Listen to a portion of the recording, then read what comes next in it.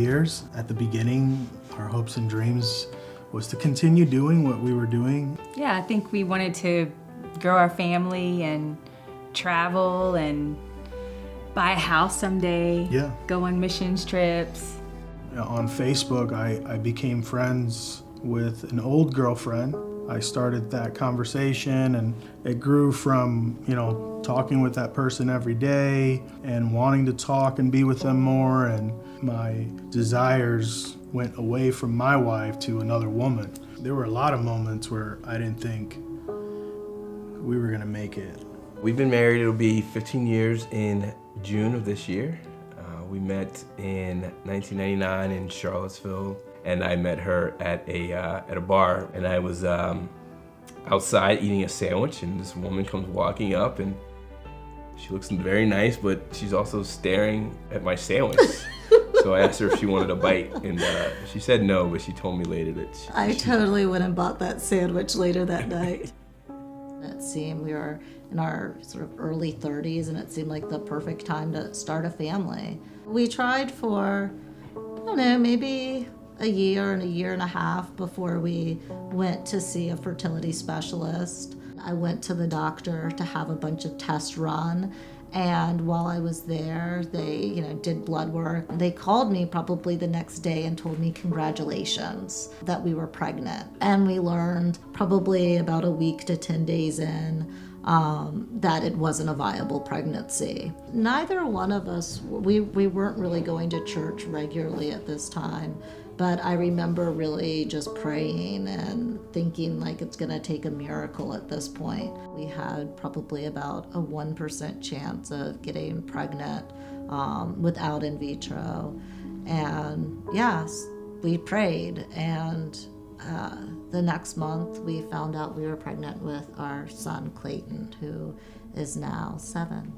Right before Clayton's 2nd birthday, we found out we were pregnant again. We looked forward to the idea of Clay having a little brother or sister to grow up with. Probably about 2 weeks into that pregnancy, things started not going well.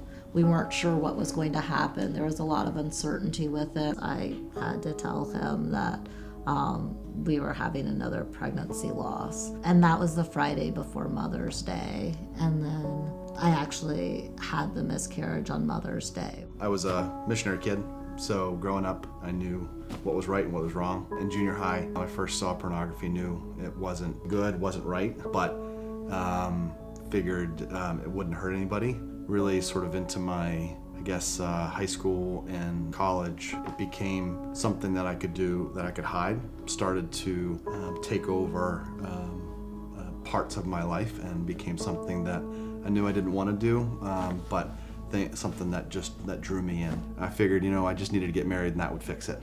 Soon after getting married, I realized that didn't fix it. Where it really, I lost hope was wanting it to go away, wanting to not have to struggle with this, wanting to not deal with this, and just asking God, take this away, take this away. My journey in this has not been one I've walked alone, and I don't think that we're designed to walk through life alone. I think God has designed us for relationship and to need one another. So this is just another area of one another. The counseling has helped us of how to communicate with one another better, where it was like a safe place to communicate. And when we thought about it, we're talking about our marriage here, so our marriage is worth it. The health of our marriage is worth it. Like, people go to doctors when they get sick. Why can't we go to doctors when our marriage is bad, and sick?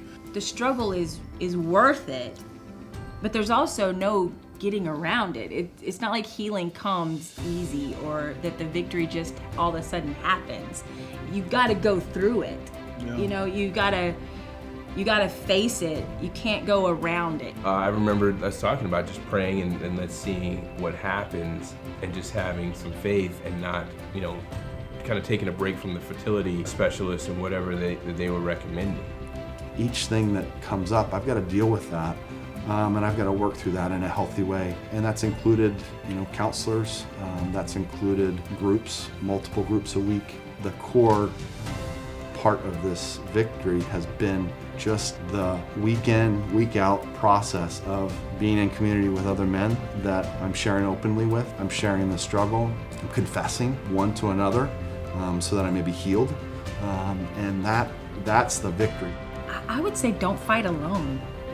I can't think of one season of this that we were ever really alone. God, we always were surrounded, and that was hard because you don't want to tell people all of the details, and you don't want to like expose your life to.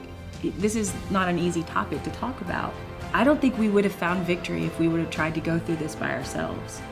For those who feel hopeless in this struggle, Part of what he's destined for you, it'll come true. It just may not come the way that you envision, but hold on in faith and look for the victories in the faith and look for what you can be grateful for at the time. And I think that God gives us the family that we can find joy in, even if it's not exactly the way that perhaps we pictured it in our heads when we were little. One of the great things about being a Christian is that there's all different sorts of ways to define family. there is victory, and God says that He will make an escape for every temptation that is before us. You know, what the devil meant to destroy our home, God is using it for something very special.